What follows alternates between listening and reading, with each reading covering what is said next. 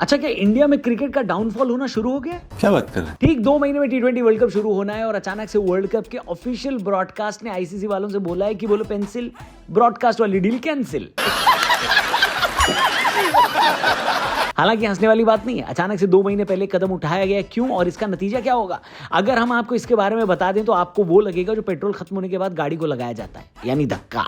तो बात ऐसी है कि जियो वालों ने आईसीसी वालों को ये कहा है कि भैया जो डील हुई थी वो कैंसिल कर दो, हमें नुकसान बहुत हुआ है। आपको बता दें डील 4 साल की थी, लेकिन अब जियो हॉटस्टार चाह रहा है कि इसको 2 साल में ही कैंसिल कर दिया जाए। और अगर ऐसा होता है तो 2026 T20 वर्ल्ड कप के लिए कोई ऑफिशियल ब्रॉडकास्टर नहीं बचेगा। आपको बता दें 2026 से लेकर 2029 तक के आईसीसी टूर्नामेंट के लिए आईसीसी अब नए ब्रॉडकास्टर ढूंढ रहा है और इसके लिए उनकी कोशिश है $2.4 बिलियन उनको मिल जाए। आपको बता दें 2024 से लेकर 27 तक के आईसीसी टूर्नामेंट के लिए आईसीसी को $3 बिलियन मिले थे।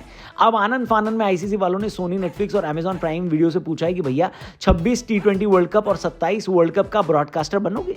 हालांकि रिपोर्ट के हिसाब से अभी तक किसी ने इंटरेस्ट दिखाया नहीं है। यहां पर एक और बात आप जान लीजिए, 2024-25 की साइकिल में जियो हॉटस्टार को 25,760 करोड़ रुपए का नुकसान हुआ है, जो कि 1 साल पहले के नुकसान से दुगना है। अब ऐसा ऑफिशियल तो कोई नहीं बताया कि ये नुकसान क्यों हो रहा है, लेकिन इंडस्ट्री एक्सपर्ट्स का मानना है कि विराट और रोहित के बिना 2026 T20 वर्ल्ड कप पहला आईसीसी टूर्नामेंट होगा और जाहिर सी बात है इसका फर्क तो पड़ना ही था। इसमें भी खासकर कोहली का न होना आईसीसी के लिए भारी झटका है, क्योंकि वो इंटरनेशनल क्रिकेट में सबसे बड़ा ब्रांड थे और उनके होने से एडवर्टाइजर्स की लाइन लग जाती थी। लेकिन अब जब वो T20 क्रिकेट से रिटायर हो गए हैं तो इसका असर साफ दिखने लगा है। इसके अलावा एक वजह यह भी है कि अगले साल का T20 वर्ल्ड कप अब तक का सबसे बड़ा आईसीसी टूर्नामेंट होने वाला है, जिसमें 20 टीमें खेलेंगी। लेकिन Ireland, Oman, Italy, Nepal, Namibia, America जैसी टीमों के मैच किसी ब्रॉडकास्टर के लिए बेचना बहुत मुश्किल हो जाएगा।